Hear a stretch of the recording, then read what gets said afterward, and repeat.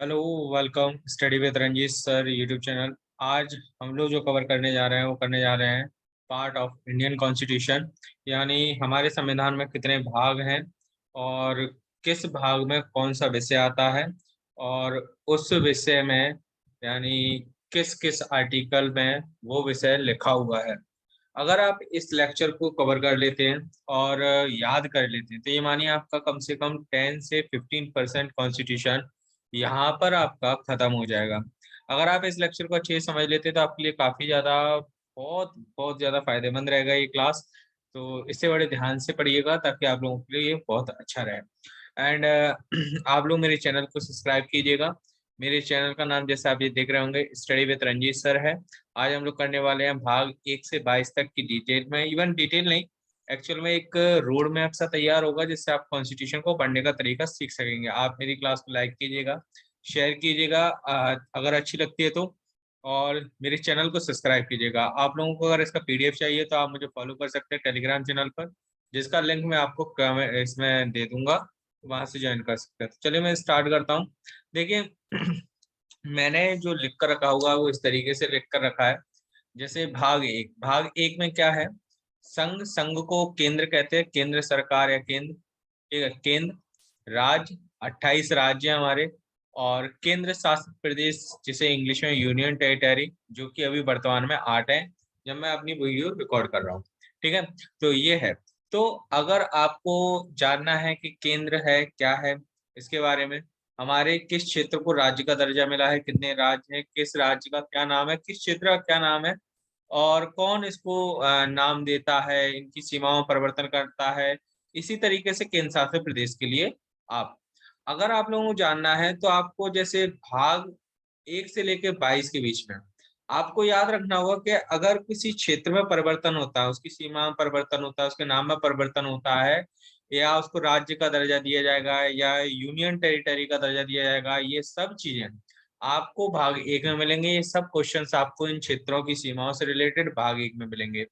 और article article आपको याद रखना है, कोई 395 आर्टिकल याद नहीं करने हैं आपको, केवल 1 से लेकर 4 आर्टिकल के बीच में ही आपके सभी क्वेश्चनों का आंसर मिल जाएगा। क्लियर? याद रखिएगा। तो भाग 1 कहाँ से? 1 से लेकर 4 आर्टिकल तक आपका है।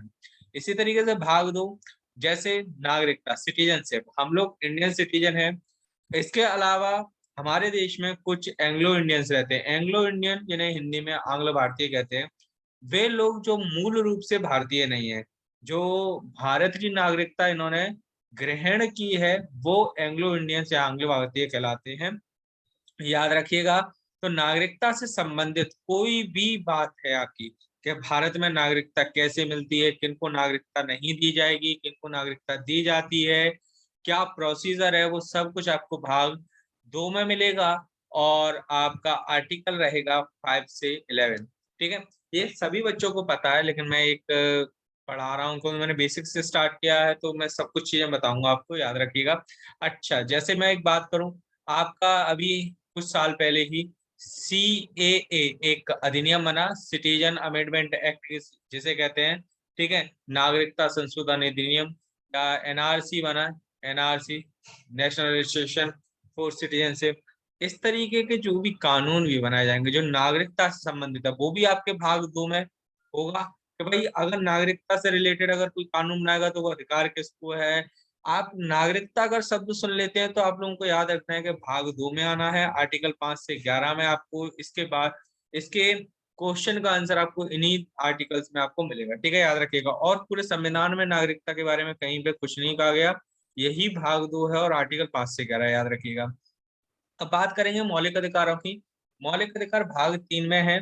आप जानते हैं हमारे मौलिक अधिकार अभी वर्तमान में कितने? 6 हैं। आर्टिकल आपको याद रखना है 12 से 35 है। ठीक है, अब 6 मौलिक अधिकारों में भी आप देखेंगे, जैसे प्रारंभिक संविधान जो था, यानी जो मूल संविधान जैसे हम कहते हैं, उसमें 7 थे, जिसमें एक था संपत्ति का मौलिक अधिकार, यानी राइट टू प्रॉपर्टी, जो आर्टिकल 31 में था। क्या था? आर्टिकल 31 में था, जो हटा दिया गया। ठीक है, चलिए, अभी एट द प्रेजेंट कितने 6 मौलिक अधिकार है।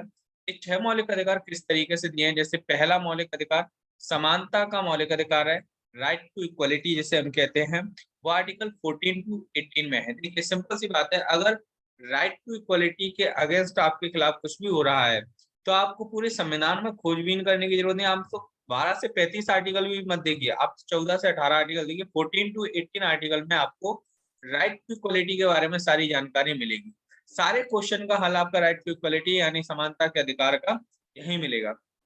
दूसरा जो मौलिक अधिकार है वो स्वतंत्रता का अधिकार है, राइट टू फ्रीडम कहते हैं। ये आर्टिकल 19 to 22 है, यानी पूरे संविधान में कहीं नहीं जाना स्वतंत्रता के लिए, केवल आर्टिकल 19 से लेकर 22 के बीच में आपको खोजबीन करनी है, वहीं आपका आंसर रहेगा। तीसरा अधिकार शोषण के विरुद्ध अधिकार होता है। शोषण का मतलब क्या होता है? शोषण का मतलब होता है आपकी इच्छा के विरुद्ध कराया गया कोई कार्य। देखिए, घर वालों के ऊपर आप केस नहीं कर सकते हो कि आप लोगों को सामान लेने के लिए भेजते हैं या कोई भी चीज घर का काम करवाते हैं, तो घर वालों के ऊपर आप इसका वो नहीं कर सकते, ठीक है। लेकिन हाँ, जैसे मैं जॉब कर रहा हूँ कहीं और मुझे वो जॉब नहीं करनी है, लेकिन मुझसे कोई जबरदस्ती कराता है या मुझे कोई पकड़ कर ले जाता है, मुझे मजदूरी करवाता है, तो ये गलत हो जाता है, ये शोषण है। तो ये आर्टिकल 23 से 24 के बीच में आपका रहेगा। चौथा जो आपका अधिकार है वो धार्मिक स्वतंत्रता का अधिकार है। भारत का कोई स्वयं का, क्योंकि इंडियन कॉन्स्टिट्यूशन या भारतीय संविधान कभी ये नहीं कहता कि हमारा कोई धर्म है, भारत का कोई धर्म है।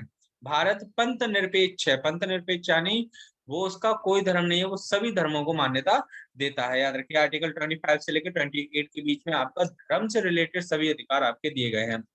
भाषा व संस्कृति जो अल्पसंख्यक के लिए है, वो अधिकार जो है आर्टिकल 29 से 30 में है। वे संस्कृतियां, वे भाषाएं, उनके लिए विशेष कार्य किए जा सकते लोगों के द्वारा, जो कि बहुत कम बोली जाती हैं या अभी वर्तमान में, क्योंकि वो पुरानी संस्कृतियां, पुरानी भाषाएं जो भारतीय संस्कृति का कभी हिस्सा रही थी, तो उनको भी बचाना जरूरी है। इसलिए आर्टिकल 19 to 30 में आपका भाषा व संस्कृति अल्पसंख्यकों के लिए अधिकार है। छठवा जो सबसे ज्यादा इंपॉर्टेंट है, इसे बी आर अम्बेडकर ने भारतीय संविधान की आत्मा कहा, यानी soul of Indian constitution by B R Ambedkar. तो याद रखिएगा, संविधान का, संवैधानिक उपचारों का अधिकार, जो आप लोग रिट पढ़ते हैं, रिट यानी याचिकाएं जो होती हैं, जैसे मैं बता देता हूँ, आप लोगों ने सुना होगा बंदी प्रत्यक्षीकरण, आपका परमादेश, प्रतिषेध, उत्प्रेषण, अधिकार परीक्षा, ठीक है। ये जो आपके मौलिक अधिकार हैं, अगर छठवां मौलिक अधिकार आपका हटा दिया जाए तो बाकी कोई भी मौलिक अधिकार आपका यह काम का नहीं रहेगा, व्यर्थ हो जाएगा। याद रखिए, यानी ये सबसे ज्यादा इंपॉर्टेंट है और इससे क्वेश्चन बहुत आता है। याद रखिए, आर्टिकल 32 में है। अब बात करेंगे भाग 4 की। भाग 4 में है राज्यों के नीति निर्देशक तथ्य, यानी आपका direct principle of state policy जिसे हम कहते हैं। ये राज्यों के कर्तव्य होते हैं जो जन कल्याण के लिए किए जाते हैं। आर्टिकल 36 से 51 के बीच में रहेंगे आपके, याद रखिएगा। ये सबसे ज्यादा इंपॉर्टेंट होते हैं, बहुत ज्यादा याद रखें। इनसे क्वेश्चन एग्जाम में बनता है। अब हमारा एक भाग एक्स्ट्रा जोड़ा गया जो था मौलिक कर्तव्य, भाग 4A है, यानी फंडामेंटल ड्यूटीज जिसे हम कहते हैं, क्योंकि अगर फंडामेंटल राइट्स यानी मौलिक अधिकार अगर हमें मिले हैं तो उस देश के प्रति यानी भारत के प्रति हमारा भी एक कर्तव्य है, जो आर्टिकल 51A में बताया गया है। वर्तमान में अभी टोटल 11 हैं, ठीक है। पहले 10 थे, फिर एक मौलिक कर्तव्य को और जोड़ा गया, ठीक है। वो मैं आपको डिटेल में बताऊंगा कौन सा कर्तव्य था, और ये मौलिक कर्तव्य जो थे वो कब जुड़े, किस कमेटी की रिकमेंडेशंस पे जुड़े, इनसे भी क्वेश्चन आपका आता है, याद रखिएगा। पांचवा जो है भाग 5 में सेंट्रल यानी सेंट्रल गवर्नमेंट यानी जो सेंटर है हमारा, उसके बारे में बताया गया, उसकी जो संस्थाएं हैं उनके बारे में बताया गया, उनकी जो कार्यपालिका है, विधायिका है, न्यायपालिका है, उनके बारे में डिस्कस किया गया है आर्टिकल यानी पार्ट 5 में। तो आर्टिकल 52 से लेकर 151 यानी 99 आर्टिकल है। अच्छा, आप लोगों को मैं बता देता हूँ, अगर आप इस पार्ट को, जो मैं डिटेल में पढ़ाऊंगा आपको, अगर इस पार्ट को आप याद कर लेते हो तो मान लीजिए आपका केवल ये पार्ट आपका 20% कॉन्स्टिट्यूशन खत्म कर देगा, केवल ये पार्ट। और अगर इस पार्ट को आप बहुत बेहतर तरीके से याद कर लेते हो तो भाग 6 जो मैं आपको बता देता हूँ, भाग 6 राज्य बिल्कुल सेम है। भाग 5 की तरह भाग 6 बिल्कुल सेम है, कुछ नहीं होता है। देखिए, भाग 5 में जो यहाँ पर प्रेसिडेंट लिखा होगा वहां पर हमें गवर्नर करना होगा, जहां पर प्रधानमंत्री लिखा होगा वहां पर हमें मुख्यमंत्री करना होगा, जहां पर सुप्रीम कोर्ट होगा वहां पर हाई कोर्ट करना होगा। बस ये मामूली से कुछ चेंजेस हैं जो हम लोगों को करने होते हैं। बाकी हर चीज बिल्कुल वैसी की वैसी है जो भाग 5 में है। जो सेंट्रल में जिस तरीके की व्यवस्था है उसी तरीके की स्टेट में भी व्यवस्था रहती हैं। देखिए, भाग 5 के भी मैंने टुकड़े कर दिए हैं ताकि आपको हर चीज क्लियर रहे। जैसे मैं बात करूं भाग 5 टोटल 52 से लेके 151 है, लेकिन संघ की कार्यपालिका, कार्यपालिका में कौन कौन आता है मैं आपको क्लास में बता चुका हूँ। लास्ट क्लास जो मैंने बताई थी कार्यपालिका, विधायिका और न्यायपालिका के बारे में बताया था, इसलिए मैंने उसको थोड़ा डिटेल में बताया था। कार्यपालिका में कानूनों को लागू करवाने वाले जैसे राष्ट्रपति, प्रधानमंत्री, उनका मंत्रिमंडल और सेंट्रल, क्योंकि सेंट्रल की बात कर रहे हैं हम लोग भाग 5 में, तो सेंट्रल के जो भी ऑफिसर हैं वो आएंगे। ठीक है, तो 52 से लेकर 78 तक के बीच में आपकी ये सारी चीजें बताई जाती हैं। ठीक है, संघ की विधायिका, विधायिका क्या होती है मैंने आपको बताया था, जहां पर कानून बनाया जाता है। तो संघ की विधायिका क्या है, संसद। ठीक है, तो उसके बारे में आर्टिकल 79 से लेकर 122 तक है। फिर राष्ट्रपति की विधायी शक्ति यानी कानूनी शक्ति होती है अध्यादेश, ऑर्डिनेंस जिसे हम कहते हैं, वो आपका आर्टिकल 123 में। It is very very most important article, याद रखिए, डायरेक्ट एग्जाम में पूछा जाता है। आगे बात करते हैं संघ की न्यायपालिका यानी जुडिशरी ऑफ सेंट्रल, यानी ये आएगा आर्टिकल 124 टू 147, याद रखिएगा। एंड इसके बाद में आता है नियंत्रक महालेखा परीक्षक यानी सीएजी, ये हमारे देश में बजट यानी ऑडिट करता है हमारी, आर्टिकल 148 से 151 तक आपका रहेगा। ठीक है, अब बात करते हैं भारत भाग 6 की। भाग 6 में राज्य, देखो कुछ नहीं है, मैंने आपको जैसे कहा था, बिल्कुल आपको अभी समझ में आ जाएगा कि मैं जो बोल रहा था वो सही था। बस आपको याद रखना है 152 से स्टार्ट होता है, 237 तक चलता है। राज्य की परिभाषा 152 में बताई गई है। देखो जैसे उसमें बताया था संघ की कार्यपालिका, इसमें बताया गया राज्य की कार्यपालिका, आर्टिकल 153 से 167।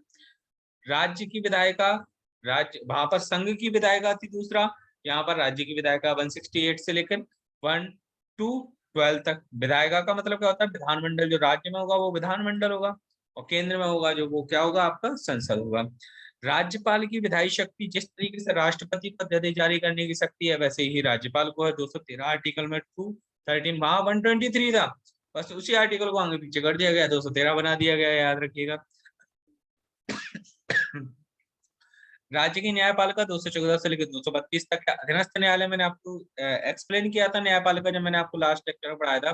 अधीनस्थ न्यायालय कैसे होते हैं, जो हाई कोर्ट के नीचे रहते हैं, जैसे जिला न्यायालय, सत्र न्यायालय, सिविल न्यायालय, फैमिली कोर्ट, SC/ST कोर्ट, जो जिला आपके हाई कोर्ट के नीचे रहते हैं, वो सभी आते हैं आपके 233 से 237 के बीच में। ठीक है, अब बात करते हैं भाग 7 में। आशा करूंगा आपको क्लियर हो रहा होगा, अगर क्लियर हो रहा है तो लाइक जरूर कीजिएगा, शेयर कीजिएगा, कमेंट जरूर कीजिएगा और बताइए कैसा लगा क्लास। राज्यों का वर्गीकरण अनुच्छेद 238 में है। इसे 7वें संविधान संशोधन द्वारा 1956 में, जो 7वां संविधान संशोधन हुआ वो हुआ 1956 में, से निरस्त, निरस्त यानी खत्म कर दिया गया। ठीक है, आगे बढ़ते हैं। भाग 8 केंद्र शासित, केंद्र शासित यानी यूनियन टेरिटरीज की बात हो रही है, जो कि हमारे 8 है वर्तमान में। इनका प्रशासन यानी आपका administration of union territories, article 239 to 242 तक। ठीक है, and it is very most important, direct exam में पूछा जाता है। पंचायत है, पंचायतें देखिए आपको अनुसूचियों में ही मिल जाएंगी, जो कि अगला लेक्चर रहेगा हमारा आगे। ठीक है, अनुसूचियां 12 अनुसूचियां, उसमें से 11वीं अनुसूची यानी शेड्यूल कहते हैं इंग्लिश में, से 11वीं अनुसूची में पंचायतों के बारे में बताया गया है। भाग 9 में भी पंचायतों के बारे में बताया गया, और आर्टिकल आपसे पूछेंगे तो 243 से 243 A to O। आप चाहें तो हिंदी में छोटा आ, बड़ा आ, या खा से कबूतर, खा से खरगोश, गा से गमला, इस तरीके से पढ़ सकते हैं। 243 का, खा, गा ऐसे लिख सकते हो, या ABCD में लिख सकते हो, आपकी इच्छा के ऊपर डिपेंड करता है। जरूरी नहीं है कि आप ABCD लिखो, आप हिंदी वर्णमाला का भी प्रयोग कर सकते हैं इसमें, याद रखिएगा। ठीक है, क्योंकि मेन आर्टिकल 243 है, बाकी 243 के सब आर्टिकल्स हैं इसी में। ठीक है, याद रखिएगा। भाग 9 के बाद भाग 9A जुड़ा, जिसमें नगर पालिकाएं थी, अनुच्छेद 243P से लेकर 243Z, क्योंकि देखिए P के बाद आपका चलेगा Z तक, Z के आगे भी आपका नगर पालिकाएं थी, ZA, ZB, ZC, इस तरीके से चला, तो ZG तक आपकी नगर पालिकाएं चली। दोबारा से रिपीट हो गया। भाग 9 था सहकारिता, अनुच्छेद 243 से ZH से लेकर ZT तक आपकी रहेंगी, कॉर्पोरेटिव हाउसेस जिन्हें हम कहते हैं। भाग 10 SC/ST, SC/ST आप जानते हैं, SC का मतलब होता है शेड्यूल कास्ट, और ST का मतलब होता है शेड्यूल ट्राइब, यानी अनुसूचित जाति, अनुसूचित जनजाति क्षेत्रों का प्रशासन। तो अनुच्छेद 244 में आपको बताया गया कौन किस तरीके से रहता है, वो सारी चीजें हम डिस्कस करेंगे आपका। भाग 11 केंद्र और राज्य के मध्य संबंध, अनुच्छेद 245 से लेकर 263 के बीच में आपके रहेंगे, याद रखिएगा। वित्त, संपत्ति, संविदा और वाद यानी मामला, वित्त संपत्ति संविदा, जो आपका टैक्स वगैरह है उनके रिलेटेड, उनसे रिलेटेड चीजें आपकी यहाँ पर रहेंगी। आर्टिकल 264 से लेकर 300 ए, आप चाहे तो ए लिख सकते हैं, का लिख सकते हैं। अच्छा, ये 300 ए है ना, ये स्पेशली जोड़ा गया है, ठीक है, 300 का है जो जोड़ा गया है।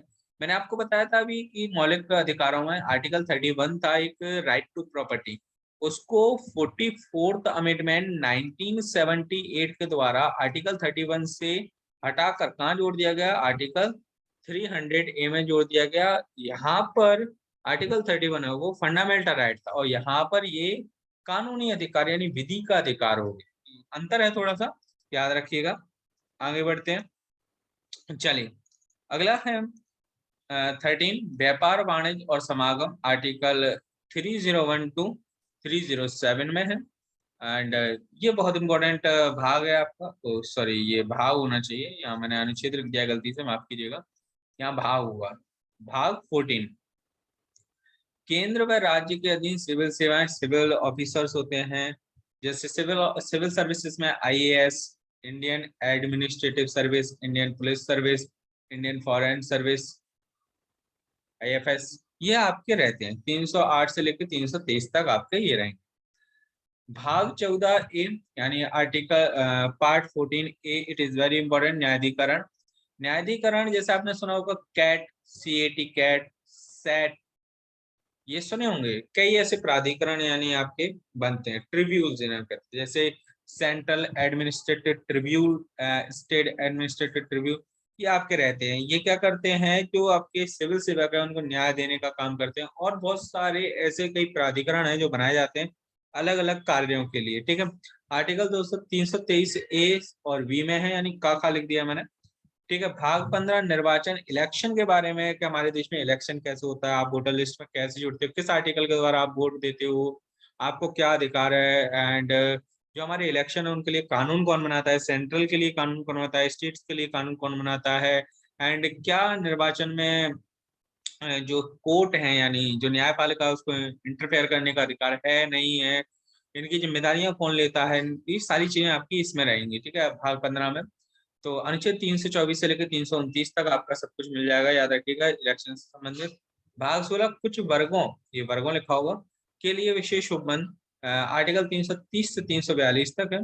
भाग 17 it is very most important, संवैधानिक भाषाएं, हमारे देश में टोटल अभी वर्तमान में 22 संवैधानिक भाषाएं। संवैधानिक भाषाएं यानी वे भाषाएं जो संविधान की 8वीं अनुसूची में लिखी हुई हैं, ठीक है। अनुसूचियां मैं आपको नेक्स्ट लेक्चर में पढ़ाने वाला हूँ, तो उसमें सब कुछ बताऊंगा। तो आर्टिकल 343 से लेकर 351 तक आपकी रहेंगी, बहुत इंपॉर्टेंट आर्टिकल है, याद रखिएगा। जो बच्चा हिंदी की शुरुआत करता है उसे ये वाला भाग और 8वीं अनुसूची अवश्य पढ़ाई जाती है, क्योंकि हिंदी इसके बिना नहीं है। क्योंकि किसी भी विषय को अगर आप संविधान से जोड़कर लिखोगे तो बहुत अच्छा इफेक्ट पड़ता है, क्योंकि संविधान एक ऑथेंटिक चीज है, उसको बदला, इवन उसको झुटलाया नहीं जा सकता कि नहीं यार संविधान में अगर लिखा तो सही है जी, चीज याद रखिएगा। आगे बढ़ते हैं, भाग 18 आपातकालीन शक्तियां, आपात इमरजेंसी पावर आपने सुनी होंगी। जैसे हमारे यहाँ 3 है, आपके यहाँ इमरजेंसी पावर कितनी, 3 है। जैसे राष्ट्रीय आपात है, राष्ट्रपति शासन है, और वित्तीय आपात है। तो आपको याद रखना होगा ये सारी चीजें, ये हम डिटेल में पढ़ेंगे इनको। 19 प्रकीर्ण, इसे मिसलेनियस कहते हैं इंग्लिश में, 361 से लेकर 367 तक है। इट इज वेरी इंपॉर्टेंट, जो संविधान में चेंजेस होते हैं, जैसे कोई आर्टिकल जुड़ना है, कोई भाग जुड़ना है, या कोई आर्टिकल हटना है, कोई भाग हटना है, कोई बात जुड़नी है, कोई हटनी है, वो सभी संशोधन कहलाता है। क्या कहलाता है, संशोधन कहलाता है। ये सारी चीजें एक्सप्लेन करूंगा मैं आपको। भारतीय संविधान में संशोधन की जो प्रोसेस है वो आर्टिकल 368 में, it is very very most important article, याद रखिएगा। भाग 21 अस्थायी संक्रमणकालीन विशेष उपबंध, आर्टिकल 369 टू 392। एंड भाग 22 संक्षिप्त नाम, हिंदी में प्राधिकृत पाठ और निरसन, आर्टिकल 393 से लेकर 395 तक आपके रहेंगे। 395 आर्टिकल, देखिए आप लोगों ने देखा कि 395 आर्टिकल तो मूल है, यहाँ पर इससे ज्यादा नहीं है। लेकिन सर जैसा कि हम देखते जाते हैं, जैसे हम लोगों ने, आपने बताया कि भाई अभी भाग 14 ए देखा, तो 323 ए और बी भी जुड़ा है, यानी ये दो सब आर्टिकल्स हो गए। सर अभी हम लोगों ने भाग 9 देख लिया, भाग 9 में तो बहुत सारे आर्टिकल्स है, ए से जेड तक, फिर जेड से फिर टी तक, यानी इतने सारी चीजें। ये सब आर्टिकल्स है, मूल आर्टिकल्स नहीं है, सब आर्टिकल्स हैं, लेकिन गिने जाते हैं, आर्टिकल्स में गिने जाते हैं। लेकिन मूल आर्टिकल अगर पूछा जाए, मूल का मतलब होता है जो प्रारंभ में बना था, वो 395 है, याद रखिए। क्लियर? आशा करूंगा आपको समझ आया हो, कोई दिक्कत नहीं होगी। अगर कोई परेशानी आती है आपको, तो आप मुझे कमेंट सेक्शन में लिख सकते हैं कि सर ये चीज एक्सप्लेन कर दीजिए, तो मैं उसको नेक्स्ट क्लास में आपका जरूर एक्सप्लेन कर दूंगा। बट आपको कमेंट करना पड़ेगा क्या है, किस तरीके से आपको दिक्कत आ रहा है, क्या है। ठीक है, क्लास अच्छी लगे तो लाइक जरूर कीजिएगा, क्योंकि लाइक करने से मेरा मोटिवेशन बढ़ेगा और मैं और एनर्जी के साथ आपको पढ़ा सकूंगा। शेयर कीजिएगा ताकि उन बच्चों तक पहुंच सके जिन्हें बेसिक तैयार करना है। और चैनल को सब्सक्राइब कीजिए ताकि हम लोग जल्दी से जल्दी लाइव आना स्टार्ट कर सकें। एंड अगला जो क्लास होगा वो होगा शेड्यूल ऑफ इंडियन कॉन्स्टिट्यूशन। ठीक है, तो thank you all of you and take care. हम फिर मिलते हैं आप लोगों से। जय हिंद, जय भारत, नमस्कार।